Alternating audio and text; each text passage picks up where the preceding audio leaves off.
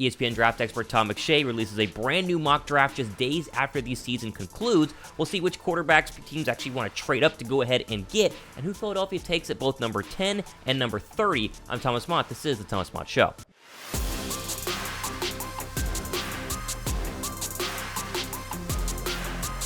What's up, guys? Thomas Mott here. Welcome to the Thomas Mott Show on a Sunday. It is a beautiful Sunday here in Atlanta, and I figured I'd jump on here and take a look at ESPN Todd McShay's most recent mock draft 2.0, which does include trades. We'll go through the entire mock draft, but also take a look at most notably the top 10 and where Philadelphia obviously lands at number 10 and number 30 as well. So let's just go ahead and jump into the ESPN Plus article here, your 2023 NFL mock draft, first round predictions, and you have your big first bombshell of the draft, and that would be a trade up to number 1. Obviously, right now, the Chicago Bears hold the number 1 overall draft pick, but the Colts and new head coach Shane Steichen would make a trade to go up and get Bryce Young. This has been rumored a bunch. Obviously, there's still rumors going on about Justin Fields possibly being traded out of Chicago, so then the Bears could take Bryce Young, but it does seem like Bryce Young will be the number 1 overall draft pick. The question is, which of the 4 or 5 quarterback needy teams inside the top 10 go ahead and make that move? He doesn't actually show what it would be in terms of giving a ballpark on what the picks would be. He says number 4, maybe a second rounder, maybe a first round in 2024, but we know it will cost a lot to move up, but Bryce Young seemingly would be worth it. I think that'd be a great move for the Colts, who have not been able to figure out the quarterback spot at all. They're, since Andrew Luck, they just haven't been able to do it. They haven't really tried drafting quarterbacks in the first round. Maybe this could change things. Number 2 is CJ Stroud of the Texans. The Texans will be happy to take whoever is not taken with the number 1 overall draft pick. No need to move up here. They take the number 2 quarterback in the draft in CJ Stroud. Some people think he's number 1 to go ahead and start DeMeco Ryans' tenure as the head coach. What will Stroud do in the Texans offense? That remains to be seen, but obviously a lot better, or at least a more higher ceiling than Davis Mills has had over the past couple of seasons. Cardinals and new head coach Jonathan Gannon go defense. They desperately need it. Hopefully Kyler Murray is healthy by the start of the year, but no Zach Allen in losing him in free agency. J.J. Watt could be gone. They go Will Anderson, the coveted pass rusher out of Alabama. Quick note for Eagle fans here. There are a lot of people talking about trading up and taking, either Will Anderson or you see number 4 via the Bears trade back with the Colts, Jalen Carter. Philadelphia at number 10 can do this. I just don't see it happening. I think Howie's going to stay put or trade back in the draft, as he very rarely moves up. And the only time he's really done that in recent history, especially with his first overall draft pick, that was for a quarterback and Carson Wentz. As I mentioned, Carter goes here at number 4, the best interior D tackle in the draft. Some people think he's the best defensive player in the entire draft, better than Will Anderson, just because he's a more of a, not going to call him a pass rushing D tackle, but more in the mold of those pass rushing D tackles like a Fletcher Cox once was for Philadelphia. Tyree Wilson, the pass rusher from Texas Tech, up to number 5. This obviously is the Denver pick that goes to Seattle via the Russell Wilson trade, and Myles Murphy, 2 other really good premier top 10 pass rushers. The Clemson one, Myles Murphy, goes 6 to the Detroit Lions, just further building what's going to be a very good defense here soon for Detroit. Another quarterback here, that's 3 so far off the board. Will Levis, the quarterback out of Kentucky, to the Raiders. This is interesting, right? Are the Raiders going to get Aaron Rodgers? Are they going to go ahead and look for a Jimmy Garoppolo, who obviously worked with Mike McDaniels in the past? Who knows? But if they don't do those things in free agency, then Will Levis, the quarterback for out of Kentucky, does make a lot of sense. Falcons could go quarterback here, and you see the little write-up from McShay talking about Anthony Richardson. There's a lot of reports saying the Florida quarterback and Richardson could go into the top 15. I would be shocked by that, but he says here if Falcons want to move on from rookie Desmond Ridder, who will be in year 2, they go with Peter Stronsky, the offensive tackle out of Northwestern, at number 8. Interesting move. Depends on if they lose Caleb McGarry or not at right tackle, but they need to go ahead and keep that offensive line held good and healthy, and Stronsky is the best tackle in the draft. Here's Anthony Richardson to Frank Reich's new football team, the Carolina Panthers, at number 9. I don't see Frank Reich pouring all of his, coaching options into the quarterback spot if it's going to be Anthony Richardson. I really think the Panthers are going to look at more of a Jimmy Garoppolo, more of an established veteran, especially if they're, not going to get Will Levis sitting there at number 9. Obviously, Bryce Young and CJ Stroud are gone. But very interesting pick here. One of the hotter, I would say, controversial picks of McShay's top 10.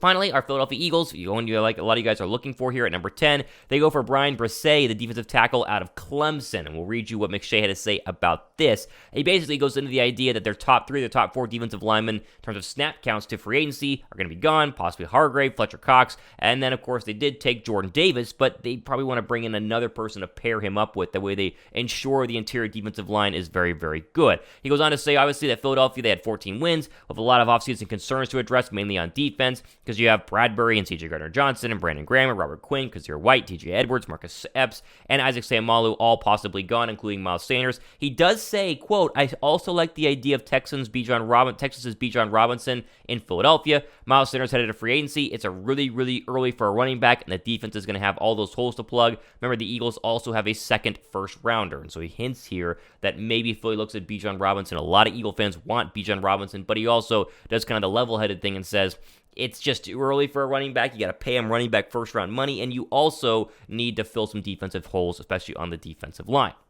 We're going to move quickly here through a couple of the other picks as we go to 11 to 20. You see Paris Johnson to Tennessee, the Ohio State offensive tackle. Quentin Johnson is your first wide receiver off the board. This is the Texans getting C.J. Stroud, a number one wide receiver. He is fascinating, mainly because he's massive. I mean, he is a really, really big, massive target on the outside, big-time 50-50 ball guy, and a lot of people do consider him one of the best. Maybe not the best receiver in the draft, but I think the upside is why you take him here, and the Texans get some help with their quarterback. Go kind of the similar thing the Bengals did by getting Jamar Chase for Joe Burrow. You go ahead and get Quentin Johnston for C.J. Stroud.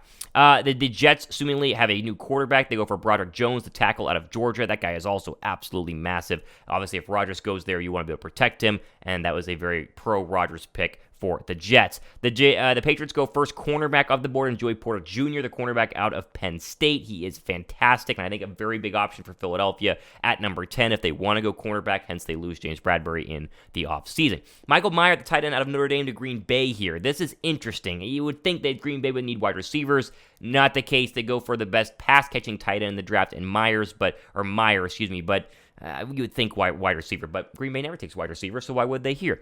Devin Witherspoon, the cornerback out of Illinois, to the Commanders at 16. Obviously, another Eagle option there at number 10, but I don't think he's I'm not going to say he's not a true number one corner, but I don't know if Philadelphia would go for him at 10 versus someone at 16.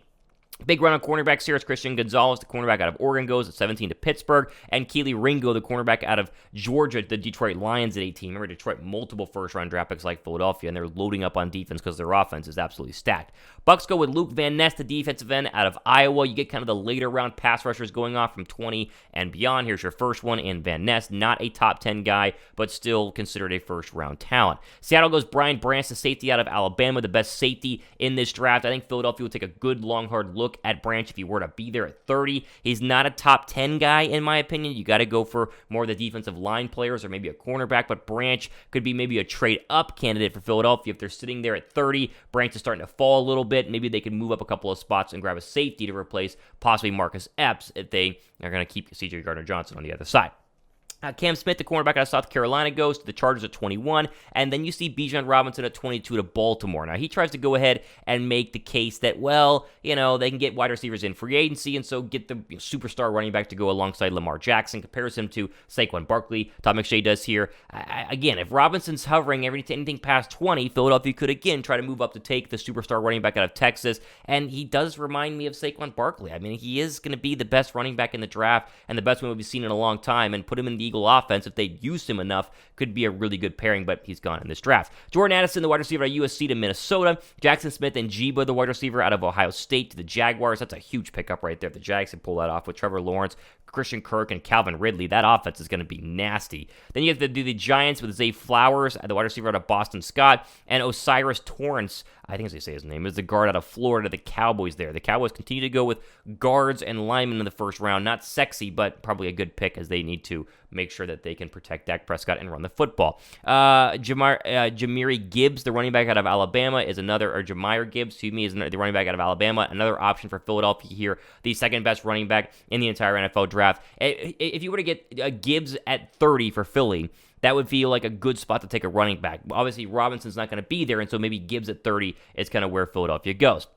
Tight end to the Bengals at number 28. Defensive end to the Saints here. This is that crazy trade, obviously, that moved all the way around. The defensive end from Georgia Tech. And then a very interesting pick for Philadelphia, the second to the last pick in the draft here at 30. Anton Harrison, the tackle out of Oklahoma. Now, basically the reasoning is that Philadelphia has Lane Johnson and Jordan Mailata, but they need some depth at tackle because they're going to lose Andre Dillard, which I'm fine with, but not in the first round. It doesn't make sense here. I think Philadelphia needs to have starters taken in the first round, don't you? Maybe you trade back here to get an additional first rounder next year, unlikely due to the spot that you're sitting at, but to take a backup player when a defense needs cornerback help, they might need linebacker help if TJ Edwards leaves. You can always take pass rushers, running back another option.